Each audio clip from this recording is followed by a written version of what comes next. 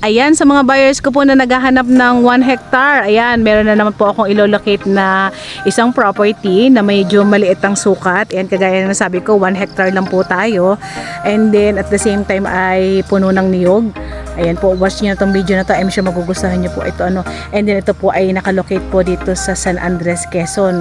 So, isa sa mga favorite place ko na i-vlog. Ayan. So, panoorin nyo po itong video na to. Baka sakali po magustuhan nyo. Ayan. And then kung sakali po magustuhan nyo, pwede nyo po kami i-message sa aming WhatsApp and Viber na mag-a-appear sa inyong mga screen. So bago tayo magsimulang mag-vlog, as always po, paki-like, paki-share and subscribe po sa ating YouTube channel. And then lagi po natin pipindutin yung ating notification bell para po lagi po tayong updated dun sa mga properties po na i-upload po natin para hindi po rin kayo nalilate kung sakali po So abang-abang po kayo dun sa mga properties na bukod sa mura, ayan, maganda pa. So yan. So na pa hinihintay natin, ikutin na natin si 1 hectare. So let's go. So yan, ikot na tayo. Napansin ko agad dito sa may pinakabungad ng property, meron tayong overlooking sa dagat. Ayan, so nakita natin blue siya, no? Ayan, ang ganda. Hindi lang natin masyadong matanaw pa kasi medyo masukal po si 1 hectare. So kung sakali malilinis natin yan, matatanaw natin yung kabuuan po ng pinakadagat. And then yung mga niyog po natin, medyo may kabataan pa. So kasalukuyan pa lang siyang namumunga. Konting linis lang si property. Lakad tayo.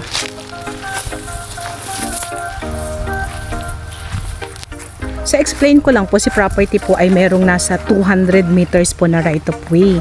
So yung naman pong nagmamayari ng unang property na dadatnan natin kung saan kukuha po tayo ng right of way na 200 meters. So nakausap naman po namin siya and then willing naman po siyang magbigay ng kahit 3 meters na lapad para po makapasok din po ang sasakyan na makakabili ng 1 hectare. So sabi naman po niya, as long na hindi sasaraduhan at pwede din po silang dumaan kasi dikit po ito dun sa property nila. So wala naman daw po magiging problema. And then after 200 meters na right of way, paglabas po natin ng right of way, yun naman po ay national road na po yung pinakalalabasan po natin. So wala po tayong dadaanan na barangay road dito.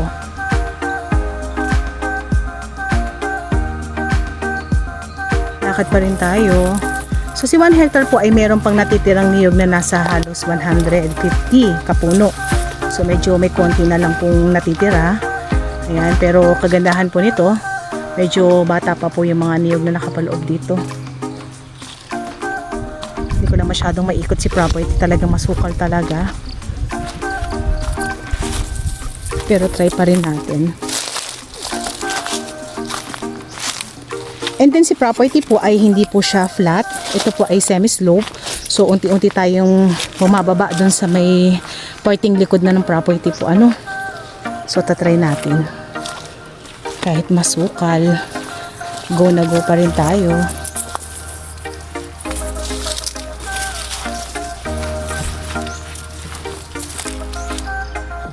Wala na tayong dadaanan, talagang masukal na. Medyo masakit sa katawan pag tumama itong mga ganitong klase ng damo. So baka hindi tayo makaikot masyado po. Kagaya ng nasabi ko, kailangan na po talaga ipalinis si 1 hectare. So napabayaan na lang din po ito. Pero hanap pa rin tayo ng ibang part para makita natin.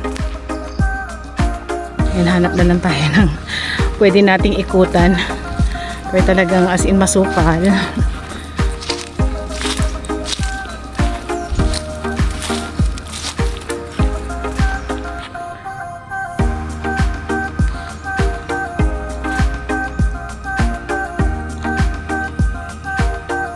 Si San Andres po ay medyo malayo na po talaga sa Manila po and then ito po ay talagang pinakadulo na po ng Quezon. So kung tayo po ay manggagaling ng Manila para mabisita po natin si 1 hectare, tayo po ay magko-consume ng nasa 7 to 8 hours. So depende po yan sa magiging takbo po ng sasakyan po natin. And then si property naman po ay nasa 7 kilometers away from the mga beach. So kung sakali pong gusto niyo mamasyal, ayan, may mga malalapit na white sand tayo dito.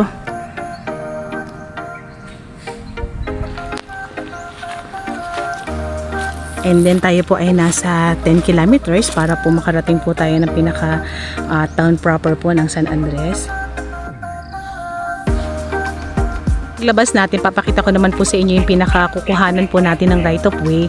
So kagaya ng nasabi ko, 200 meters and then 3 meters na lapad po. So to be honest po, yung pinakakukuhanan po natin ng right of way is hindi po siya flat. So medyo slope din po siya.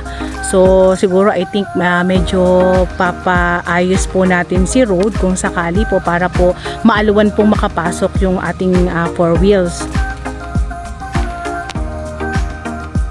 So price reveal muna po tayo.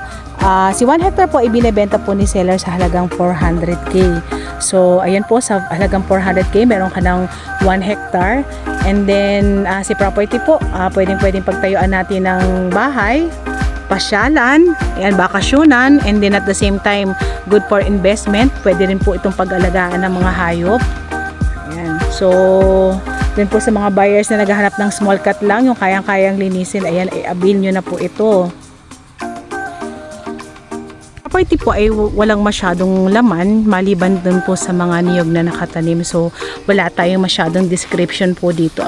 So maliban dun po sa mga ilang mga hardwood na halos parang naging bakod niya, nagsilbing bakod, ayan po. So ayan na lang po yung mga nakapalibot po. So mga hardwood yun na hindi ko naman masyadong kilala yung pinakapuno niya. Pero meron ako nakitang 2 puno ng mangga rito. So yun po, wala tayong masyadong description dito sa 1 hectare. Pwede na lang din po natin pataniman kung sakaling i-avail po natin si 1 hectare.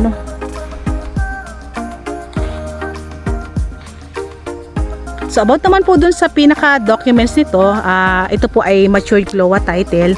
Ito po ay nag-matured for almost 18 years. So ito naman po ay buhay po si owner. So wala naman po tayong magiging problema sa magiging bentahan po natin. And then updated naman po ang kanilang amilyaran. And then ito naman po ay nasukat na po So pwede na lang po din po nating iparelocate kung sakali. Labas ako ng pinaka-property para mapakita ko naman po sa inyo yung pinaka-kukuhanan po natin ng right of way.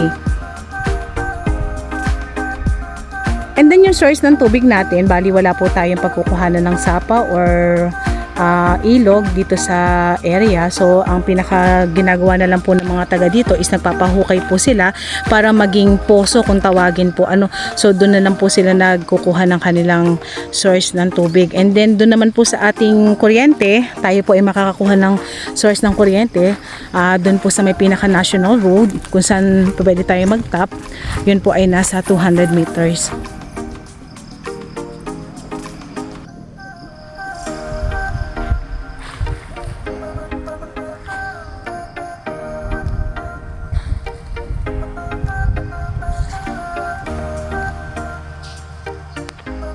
Na tayo ng pinakabakod kung saan papakita ko na po sa inyo yung pinakakukuhanan po natin ng right of way po. So ito po si property kung saan ako nag-vlog, and then ito na po si right of way. So habang binabaybay natin si right of way, nakakakita po tayo ng overlooking. Ayan, ganda. So kung saan po naglalakad yung aking mga kasama, bali ayan po yung magiging right of way po natin. So ayan, to be honest po, kagaya ng nasabi ko, hindi po flat yung kukuhanan natin ng pinakadaan po. So medyo slope siya. Pero ang ganda ng view. So hindi na po sakop ng property yan Pero ang ganda. So 3 meters po yung lapad na ibibigay po sa atin na right of way nitong dinadaanan po natin. Ayan.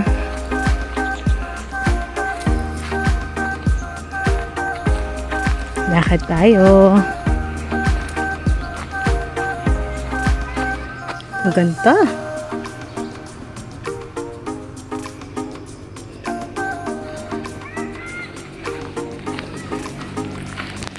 Medyo semi-slope po yung kukuhanan natin ng daan So binibigay ko lang po yung totoong reality para po hindi po tayo masyadong mag-expect.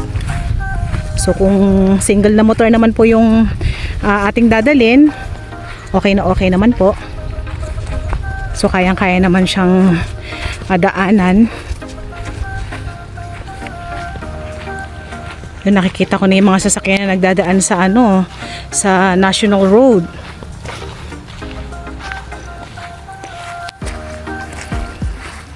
So ito na po yung pinaka-national road po natin, ano.